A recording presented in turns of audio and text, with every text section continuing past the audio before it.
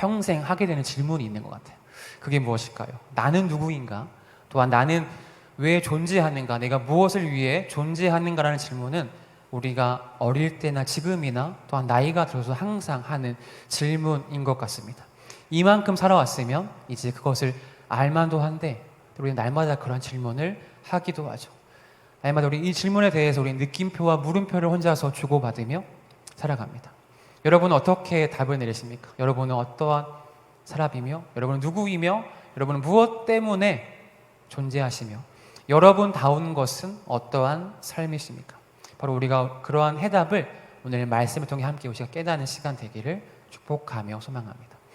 오늘 우리가 함께 읽은 베드로전서 누가 썼을까요? 베드로가 쓴 편지입니다. 베드로 하면 생각나는 게 있을까요? 베드로는 바로 예수님의 제자 중에 한 사람이었습니다. 그가 처음 예수님의 부름을 받았을 때 그의 이름은 베드로가 아니라 시몬이었어요. 우리가 잘 아는 바와 같이 베드로는 예수님의 12제자 중에 가장 핵심이 되는 우두머리에 해당되는 제자였습니다. 이 베드로는 예수님의 가장 근거리에서 예수님과 함께 동역하고 사역을 했던 사람입니다. 훗날 시간이 흘러서 예수님이 베드로에게 물어봅니다. 너가 나와 그렇게 오랜 시간 나와 함께 동행하였는데 너는 내가 누구인지 아니? 예수님께서 그렇게 베드로에게 질문을 하십니다. 그때 베드로가 기독교 신앙의 근간이 되는 아주 유명한 고백을 남겨요. 혹시 무엇인지 기억하십니까? 네. 우리 자막 한번 보여주시죠. 베드로가 이렇게 고백합니다. 주는 그리스도시요 살아계신 하나님의 아들이시니이다라고 베드로는 그렇게 고백을 하게 됩니다.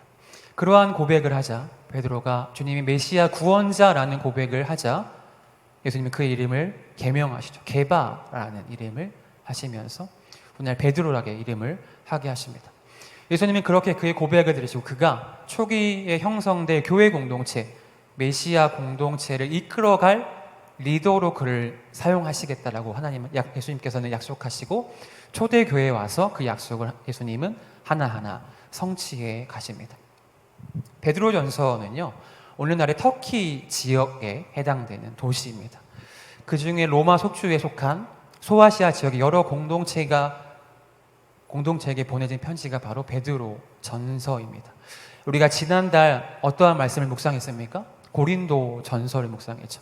고린도 전서는 어디에 보낸 편지예요?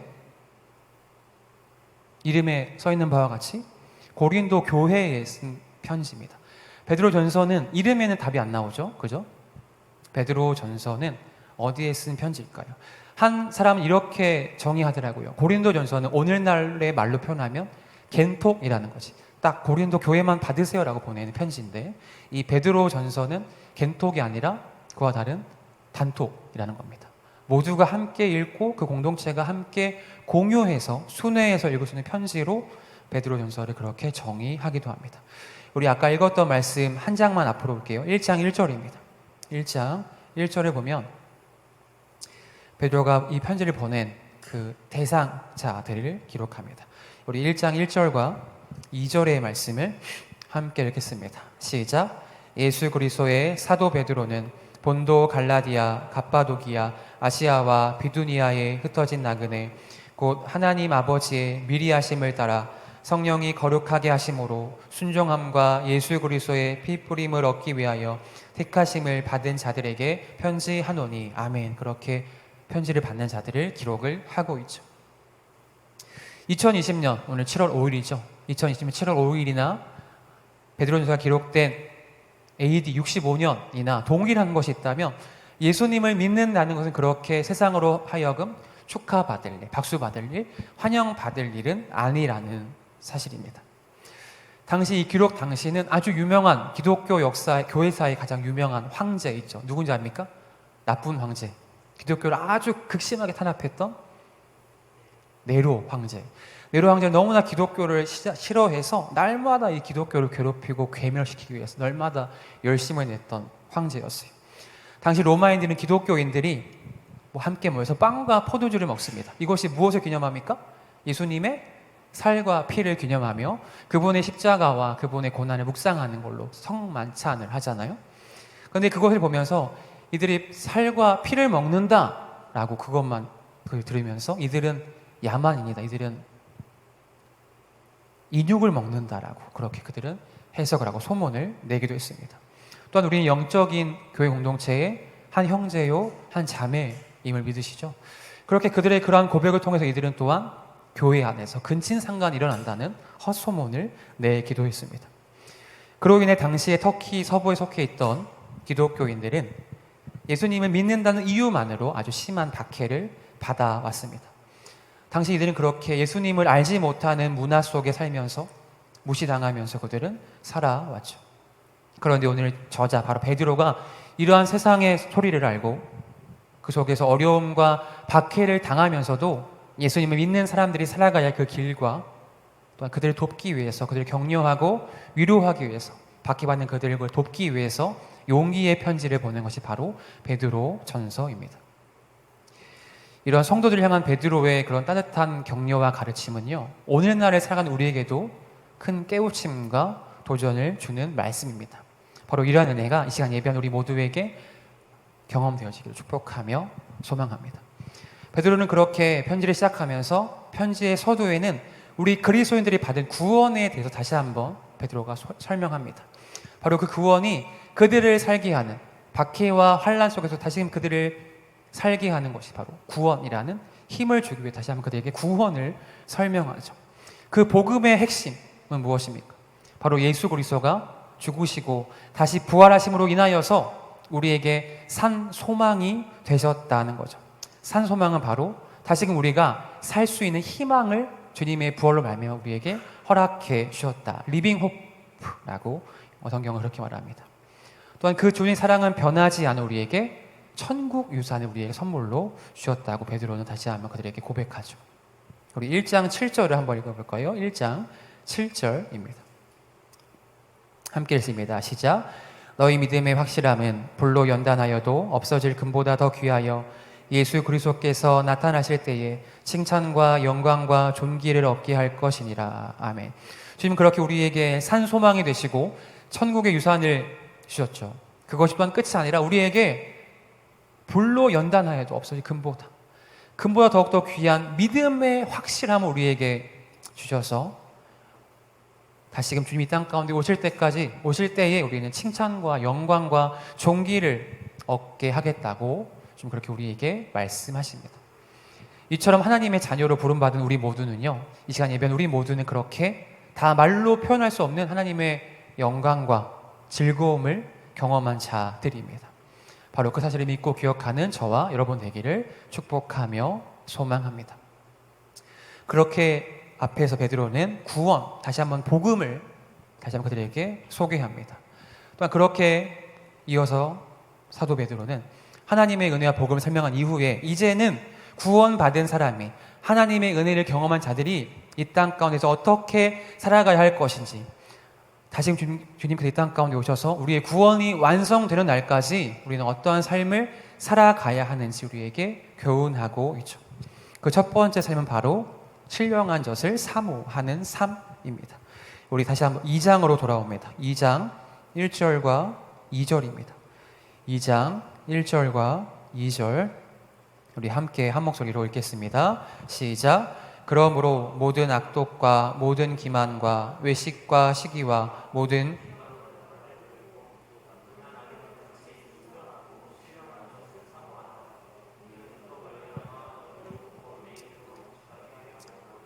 아멘. 무엇을 사모하래요? 신령한 젖을 사모하라. 아이와 같이. 하나 여러분께 질문합니다. 갓난 아이에게 어미의 젖은 무슨 의미일까요? 심심할 때 장난감이 아니죠. 그죠? 아이에게 어미의 젖은 그 아이가 살아가기 위한 필요한 양식이며 또한 그것은 그 아이의 생명과도 직결된 것이죠.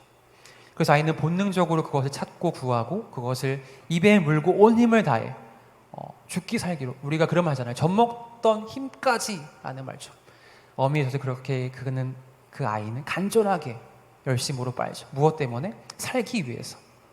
그렇게 갓난아이 어미의 젖은 그렇게 그 아이의 생명과도 직결된 것입니다.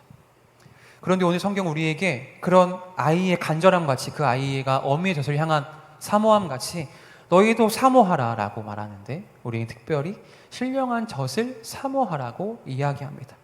그렇다면 우리가 사모해야 할 하나님의 구원을 받은 백성들, 그 사랑을 충만히 경험한 우리가 사모해야 할 신령한 젖은 무엇일까요? 무엇일까요, 여러분? 우리 삶 가운데 사모해야 할 것이 있다면 바로 그것은 바로 하나님의 말씀이라는 사실입니다.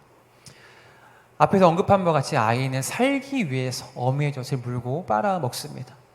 또한 단순히 그것이 그가 배를 채우는 것만이 아니라 그 아이는 모유수를 통하여서 아이와 어미는 무엇을 합니까? 교제를 하고요. 그 관계를 계속해서 이어가게 되죠. 이와 같이 하나님의 자녀된 우리들은 무엇을 가까이 하며 세상의 그 무엇보다 하나님의 신령한, 하나님의 순수한 그분의 말씀을 먹어야 하는 거죠. 바로 그것이 우리의 살 길이며 우리가 그분께 속하는 유일한 길이라는 사실입니다. 또한 아이는 어미의 젖을 먹고 생존하고 또한 그 아이는 그 젖을 먹음으로 인하여서 자라감을 얻게 되죠. 영양분을 공급받고 그 아이는 그 젖을 통해 성장함을 입습니다. 그렇다면 우리 믿음의 사람들, 예수님을 믿는 우리들, 지금 예배하는 우리들은 무엇을 먹으면서 성장을 할 수 있을까요? 아이의 젖과 같은 생명과 직결된 것이 있다면 바로 그것은 바로 하나님의 말씀이라는 것이죠. 그 말씀이 바로 우리의 생명과도 직결된 것이고 우리를 자라게 하는 것입니다. 여러분, 하나님을 다 믿으시죠? 믿으면 다 끄덕끄덕 해볼까요? 마스크 하니까 답이 안 들리니까. 그런데 우리가 하나님을 믿는다 하면서 그분의 말씀을 먹지 않는다면 우리는 무엇을 믿는 걸까요?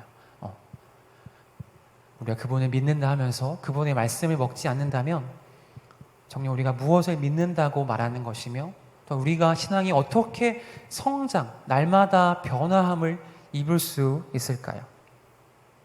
우리가 기억할 사실은 그분의 말씀이 없이는 하나님의 거룩한 순결한 그분의 말씀이 없이는 결코 우리는 영적으로 성장할 수 없고 영적으로도 생존할 수 없고 세상 가운데 날마다 우리는 패배할 수밖에 없다는 사실입니다. 우리 로마서 10장 17절의 말씀입니다. 혹시 자막 있나요? 로마서 10장 17절. 우리 없으면 한번 찾아볼게요. 로마서 10장 17절입니다. 네, 로마서 10장. 네, 아닙니다. 로마서 10장 찾아볼게요. 네. NG예요. 로마서 10장 17절입니다. 우리가 믿음을 얻게 되며 우리의 믿음은 어떻게 자라감을 얻게 되는지 로마서 10장 17절 다 찾아서 우리 함께 한 목소리로 읽겠습니다. 시작. 그러므로 믿음은 들음에서 나며 들음은 그리스도의 말씀으로 말미암았느니라. 아멘. 무엇으로 우리의 믿음이 생겨요? 들음에서 우리는 믿음이라는 것을, 신앙이라는 것을 우리는 갖게 되어진다는 거죠. 근데 무엇을 들을 때 그 뒤에 들음은 무엇으로 말미암는데요? 그리스도의 말씀, 하나님의 말씀, 성경으로 말미암아 우리는 믿고 깨닫게 되어짐을 입게 된다는 거죠. 우리가 단지 일주일에 한 번 교회 나와서 설교 한 번 듣는 것만으로 이제 만족하는 그런 어린아이 같은 신앙에서 우리는 벗어나야 합니다.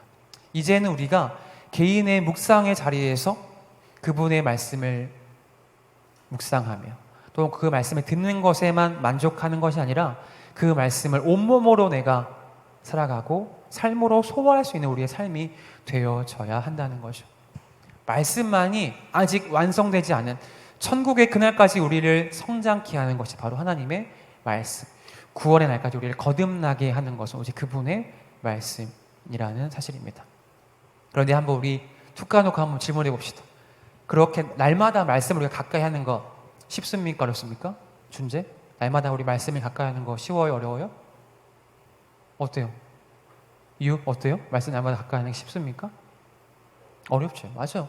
이렇게 앞에서는 저는 막 우리가 말씀을 사모합시다 막 외치지만 정작 우리가 내일 아침 월요일날 딱 잠을 깨우면 말씀 사모해야지 이게 아니라 솔직한 말로 한 주를 살기에 우리는 급급하고 치열하게 싸우기 바쁘죠.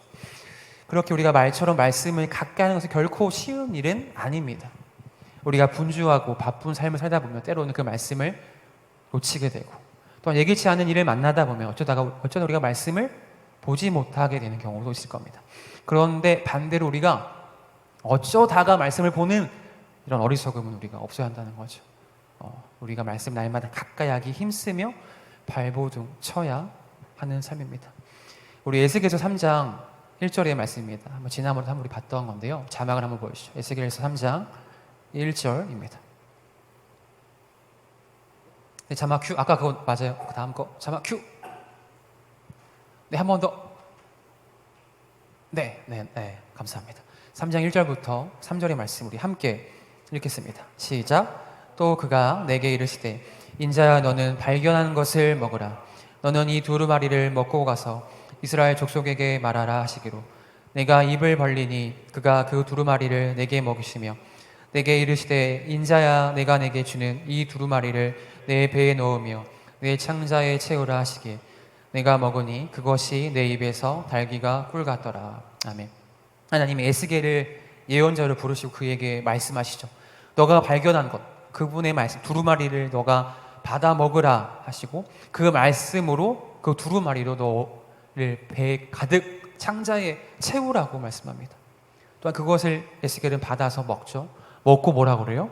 달다 라는 고백을 하게 되죠. 여기에서 배에 가득 채우라는 것은 무엇일까요? 그 말씀을 먹고 배부르라는 것이 아니라 그렇게 그분의 말씀은 풍성한 말씀의 충만함을 상징적으로 나타내는 것이 바로 배에 가득 채우라는 거죠. 그렇다면 그 말씀이 꿀같이 달다라는 건 뭘까요? 말씀 먹었는데 달다. 우리 준재 성경 보다가 달아요? 우리 준재 당 좋아하잖아요. 당, 그죠? 초콜릿 좋아하잖아요. 혹시 성경 보다가 초콜릿보다 훨씬 다네? 이런 생각한 적 있어요? 없죠. 그럴 줄 알았어. 맞아요. 여기 성경이 달다고 해서 지난번에도 언급했지만은 초콜릿을 끊고 이 성경 겉장을 핥다 보면은 지나간 사람이 아이고 고생하네라고 할 거예요. 그렇죠? 세상 살기 힘들 거라고 할 거예요. 성경이 달다고 해서 우리가 혀로 하는 사람은 없을 겁니다. 그것은 그분의 말씀을, 그 성경 말씀 우리 마음판에 새기는 것, 또한 그 말씀을 우리가 곱씹어서 보는 것이 바로 그분의 말씀이 달다라고 고백할 수 있는 것이죠. 오직 하나님께서 자신의 영광을 드러내신 성경을 통하여서 그 말씀을 먹고 그 말씀을 잘 소화함을 입어서 그 말씀이 주신 위로와 격려를 경험하는 우리의 삶이 되기를 축복하며 소망합니다. 우리가 말씀을 읽어야 이 말씀의 은혜를 그 사랑을 우리가 경험할 수 있게 되어지는 거죠. 제가 지금으로부터 한 20년 전, 더 됐겠군요. 한 25년 전쯤 때 여름 성경학교 때, 수진 이제 넘겨주시면 됩니다. NG.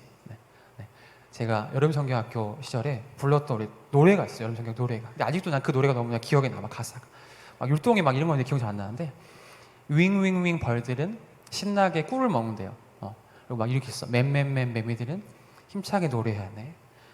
우리 교회 어린이 뭐 할까요? 주님 말씀 배우고 아멘 아멘 순종하며 살아요. 이런 가사입니다. 벌은 뭐 하는 게 벌의 삶이야? 우는 게, 꿀을 먹는 게 삶이고 헷갈렸네요. 매미는 무엇이 삶이에요? 아까 뭐였어요?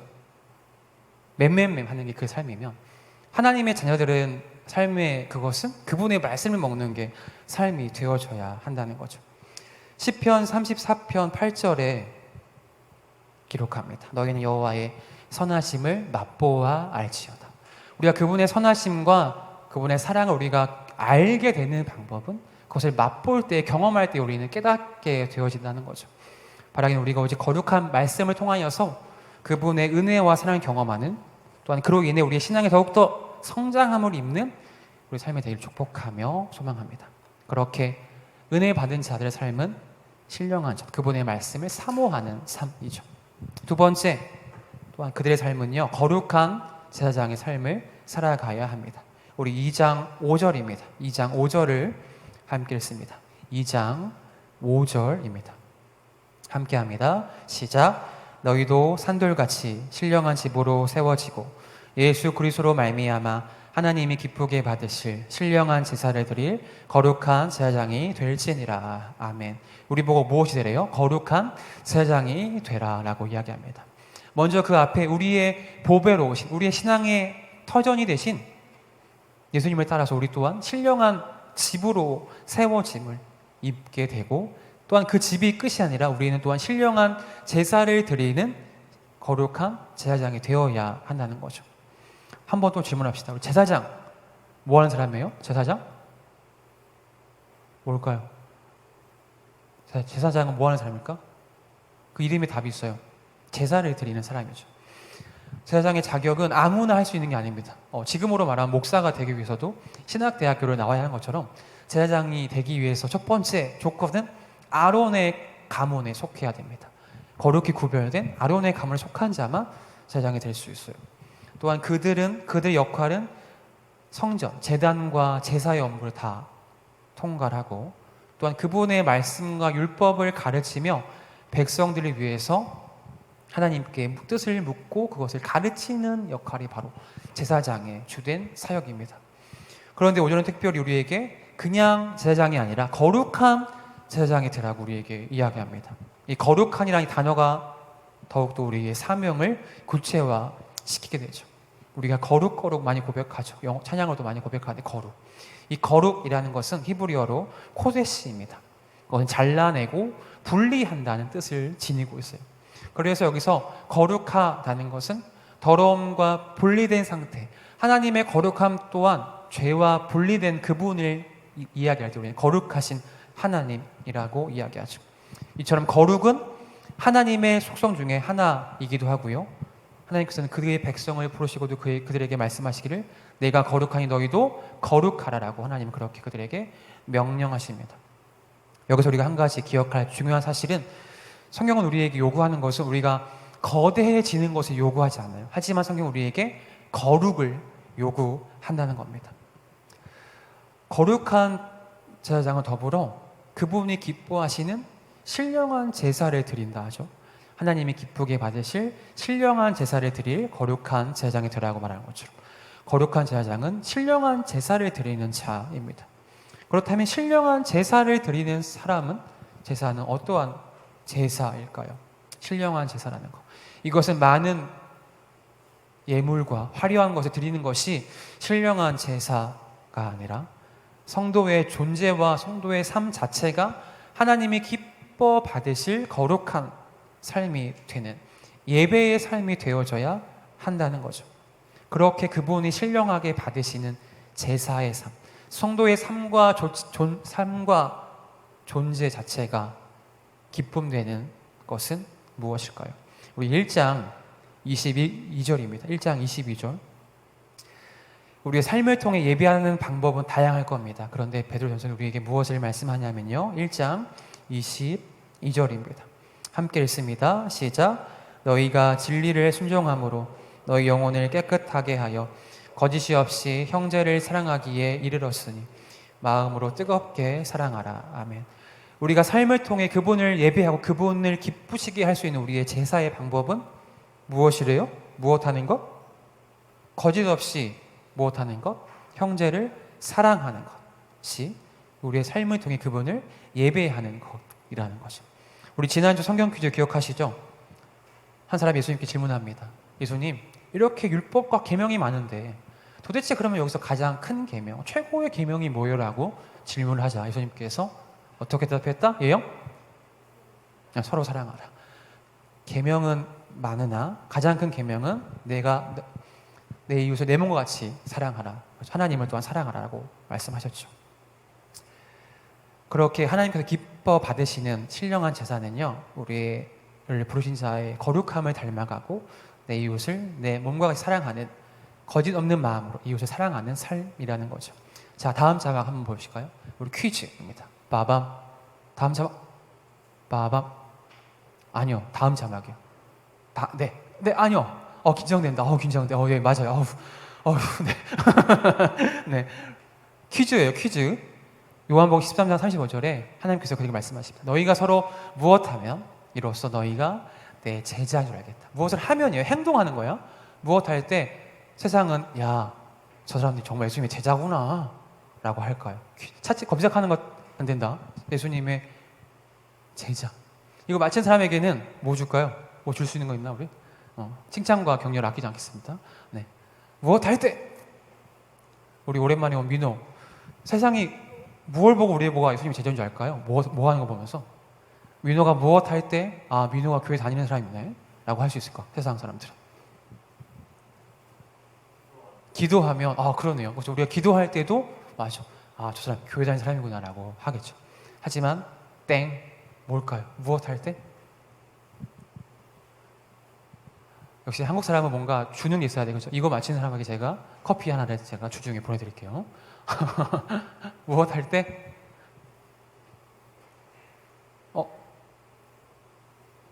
누가 말한 것 같은데? 우리 준재, 무엇 할 때? 사랑할 때, 맞아요. 세상은 우리가 서로 사랑할 때 우리의 모습을 통하여서 아, 참 저들이 예수님의 제자이구나라고 깨달음을 얻게 되어진다는 거죠. 바로 그렇게 우리의 삶을 통해서 이웃을 사랑하며 거룩함으로 하나님을 예배하는 삶이 되기를 축복하며 소망합니다. 우리 9절입니다. 1장 9절, 2장 9절입니다. 2장 9절의 말씀을 우리 다시 한번 읽겠습니다. 2장 9절입니다. 시작. 그러나 너희는 택하신 족속이요 왕같은 제사장들이요 거룩한 나라요 그의 소유가 된 백성이니 이는 너희 어두운 데서 불러내어 그의 기이한 빛에 아멘. 9절은 하나님께서 우리를 부르신 이유를 기록합니다. 하나님이 우리를 왜 불렀대요? 하나님이 준재 왜 불렀대요? 현수 왜 불렀대요? 하나님께서? 나영이 왜 불렀대요? 하나님께서? 왜 불렀을까요? 하나님께서는? 하나님 우리로 하여금 무엇을 선포하게? 아름다운 덕을 선포하기 위해서 여러분 한 사람 한 사람을 하나님은 자기의 백성으로 자녀로 부르셨다는 겁니다. 바로 그것이 우리의 궁극적인 삶의 이유이고 우리를 지으신 하나님의 목적이기도 하는 것이죠. 우리가 예수님을 만나기 전, 예수님을 알기 전 우리의 삶은 어떠했습니까? 우리는 죄에 속하여서 어둠에 속한 자들이었죠. 그런데 하나님 우리를 기억하시고 사랑하셔서 우리를 부르시고 우리를 그분의 기이한 빛에 들어가게 하셨습니다. 우리는 그 은혜와 사랑으로 인하여서 이전에 입었던 어둠의 옷을 벗어 던지고 빛의 갑옷을 입은 빛의 자녀가 되었어요. 이제는 죄에 노예된 어둠이 아니라 세상에 너희는 세상의 빛이라고 주님 우리를 그렇게 선포하셨죠. 이것이 바로 주님의 은혜이며 우리는 모두 그 은혜를 경험한 자들입니다. 그런데 우리는 주님께서 우리를 빛으로 우리를 지명하고 선포하셨으니 이제는 우리가 그분을 선포함으로 나아가야 한다는 거죠. 여기서 선포하다라는 것은요, 원어의 의미로 감추어져 있던 것이 밖으로 드러난다라는 뜻을 지닙니다. 그것이 바로 선포라는 거예요. 우리는 이 선포의 사명을 가진 자들이죠. 우리는 그렇게 세상에 나아가서 감추어 있는 하나님의 천국의 비밀을 세상에 밝히 비추는 삶이 되어야 합니다. 우리는 바로 그 역할을 하도록 우리를 세상의 빛으로 부르신 거죠. 바라기는 우리 모든 청년들의 삶이 어둠을 밝혀내는 빛의 삶을 통해 하나님의 은혜의 덕을 선포하는 사역과 쓰임받는 우리의 삶이 되기를 소망합니다. 말씀을 정리합니다. 그렇게 예수님은 우리를 썩지 아니할 흠없고 점없는 어린 양의 피, 예수 그리스도의 피로 우리를 새롭게 하시고 새 언약의 백성으로 우리를 삼으셨죠. 또 우리를 부르시고 그분은 잘 살아봐, 너네끼리 이제 파이팅이다가 아니라 택하신 족속과 왕같은 제사장과 거룩한 나라와 하나님의 소유된 하나님께 속한 백성으로 우리를 삼으셨어요. 근데 이 은혜는, 이 사랑은 단지 내가 혼자 즐기고 누리라고 주신 것이 아니라 이제 그것을 전하게 선포케 하시는 것이 우리에게 또 다른 사명입니다. 주님 바로 우리를 통하여서 하나님과 세상을 연결하는 우리 통로의 역할로 우리를 부르신 것이죠.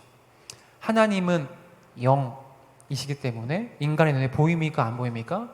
보이지 않죠. 육의 몸을 입은 우리는 하나님을 눈으로 볼 수가 없어요. 특히나 영적인 눈이 감긴 세상의 이들이 더욱더 그분을 발견할 수 없습니다. 그래서 하나님께서는 그분의 사랑과 은혜를 경험한 우리를 통하여서 세상과 하나님을 연결케 하시기 위해서, 그분의 사랑을 우리를 통하여서 전달케 하기 위해 우리를 부르신 것입니다. 하나님을 진정으로 경험한 자들, 그 사랑과 은혜를 경험한 자들, 새 언약의 백성으로 부름받은 자들은요, 단지 교회에서만 그의 거룩함과 그의 충만함이 티가 나지 않고 어디에서 티가 나야 될까요? 교회가 아니라 정작 세상에 나아가서 티가 나야 된다는 거죠. 단지 교회에서만 홀리하고 끝이 아니라 세상에 나갔을 때 그 거룩함과 열정이 티가 나는 삶이 되어져야 합니다. 즉 창조주와 구원자 되신 그분을 세상에 드러나는 삶이 바로 초대교회 성도들과 우리 모든 지체들의 정체성과 사명이죠. 바라기는 하나님의 나라의 제사장으로 우리는 부름받았습니다. 그로 인해 우리는 그분의 말씀을 순종하며 하나님을 드러내고 주님의 사랑을 알지 못한 채 지금도 신음하고 있는 영혼들을 하나님께 연결시키는 통로의 역할을 감당하는 저와 여러분 되기를 축복하며 소망합니다. 그 사명을 감당할 때에 우리는 그분의 놀라운 은혜를 경험할 수 있게 되어질 것입니다. 기도하겠습니다. 주님 감사합니다. 오늘도 이 자리를 기억하셔서 우리를 또한 부르시고 말씀하심을 감사합니다. 주님 앞에 우리가 기도하며 다짐합니다. 더욱더 우리가 주의 거룩한 말씀을 사모하게 하시고 그 말씀을 통해 주님을 발견하며 또 우리의 믿음의 성숙함을 입는 복된 우리의 삶이 되게 하옵소서. 또 우리를 주님의 거룩한 성전으로 불러주시고 거룩한 제장으로 이끄심을 감사합니다. 우리의 삶을 통해 그렇게 거룩함을 나타내며 그 사랑을 증거하게 하셔서 세상에 하나님의 아름다운 덕을 선포하는 복된 삶이 되게 하옵소서. 나를 통하여서 주님을 알지 못한 이들이 주님을 경험케 하여 주옵소서. 우리 공동체가 그렇게 쓰임받는 은혜와 사랑과 믿음의 공동체가 되게 하옵소서. 이 시간도 함께 하심을 감사합니다. 주님 홀로 영광 받아 주옵소서. 예수님의 이름으로 간절히 기도하옵나이다. 아멘.